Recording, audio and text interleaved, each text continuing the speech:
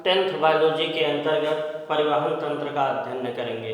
प्यारे बच्चे, परिवहन तंत्र होता क्या है, परिवहन तंत्र किस तरीके से शरीर में काम करता है, इसके लिए एक वीडियो हमने पहले डाला था।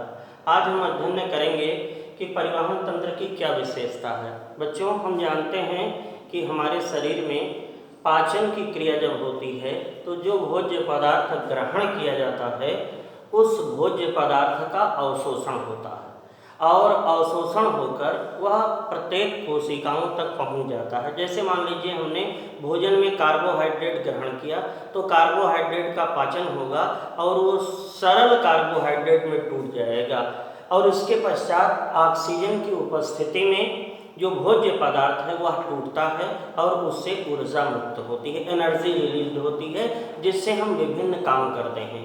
तो मनुष्य तथा विभिन्न प्रकार के जंतुओं का अध्ययन करेंगे तो उसमें एक विशेष प्रकार का तंत्र होता है जिसमें जो भोज्य पदार्थ पहुँचे हैं उनको शरीर के विभिन्न भागों तक पहुंचाना होता है। परिवहन मतलब एक प्रकार का मीडियम की तरीके से काम करता है। मीडियम क्या होता है? माध्यम। तो कोई भी भोज्य पदार्थ हो शरीर के विभिन्न भागों तक पहुँचे, इसके लिए हमारे शरीर में परिवहन तंत्र या ट्रांसपोर्टेशन सिस्टम पाया जाता है। अब ये ट्रांसपोर्टेशन सिस्टम वैसे ही इमेजिन करिए, वैसे ही कल्पना करिए जैसे हमारे घर में पानी के पहुँचने के लिए एक बड़ी सी टंकी लगी होती है और उस टंकी का कनेक्शन पाइप के द्वारा घर के प्रत्येक कोनों में, आपके किचन में है, आपके वॉशरूम में है, सब जगह उसी तरीके से होता है। ठीक इसी तरीके से हमारे शरीर में भी एक बंद नलिकाओं का जाल पाया जाता है और जैसे हमारे घर में पानी को पहुंचाने के लिए मोटर या टुल्लू काम करता है, ठीक उसी प्रकार शरीर के विभिन्न भागों में जो द्रव है और द्रव का जो मुख्य भाग है, रुधिर है, ब्लड है, उसको पहुंचाने के लिए हृदय पंप करता है। हृदय का काम पंपिंग करना होता है। तो यदि हम प्रायः अध्ययन करेंगे तो निम्न वर्ग के जो जंतु हैं, निम्न वर्ग के जंतु अर्थात प्रोटोजोआ है, कोरीफेरा है, सीलेंट्रेटा है, प्लेटीहेल्मिन्थीज हैं, टीनोथोरा है, एस्केहेल्मिन्थीज है, एनिलिडा है, आर्थ्रोपोडा है, ये सब निम्न वर्ग के जंतु हैं। तो निम्न वर्ग के जंतुओं की अधिकतर जातियां आपके जलीय वास स्थानों में लगभग पाई जाती हैं। तो जलीय वास स्थानों में पाई जाती हैं तो इनमें विशेष प्रकार का जो परिवहन तंत्र है वो विकसित नहीं होता।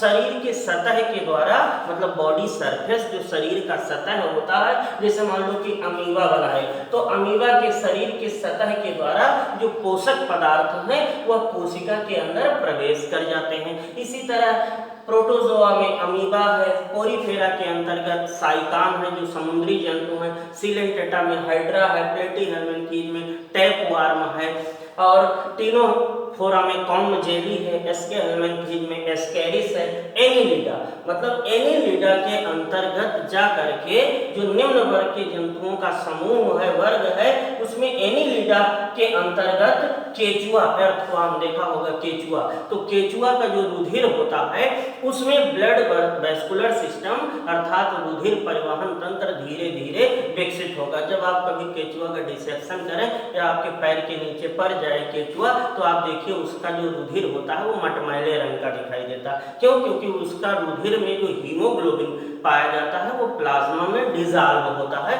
इसीलिए उसका जो रंग होता है वो मटमैले रंग का होता है। और आर्थ्रोपोडा, आर्थ्रोपोडा इस पृथ्वी पर पाया जाने वाला सबसे बड़ा संघ है, अर्थात जितने भी जीव जातियां पाई जाती हैं उसकी लगभग 90% जातियां आर्थ्रोपोडा के अंतर्गत पाई जाती हैं। बहुत सारी जातियां, जितने भी कीट पतंग, ये जितनी भी चीजें हैं वो सब आर्थ्रोपोडा के अंतर्गत। तो हमारे शरीर में परिवहन तंत्र का मुख्य काम क्या होता है?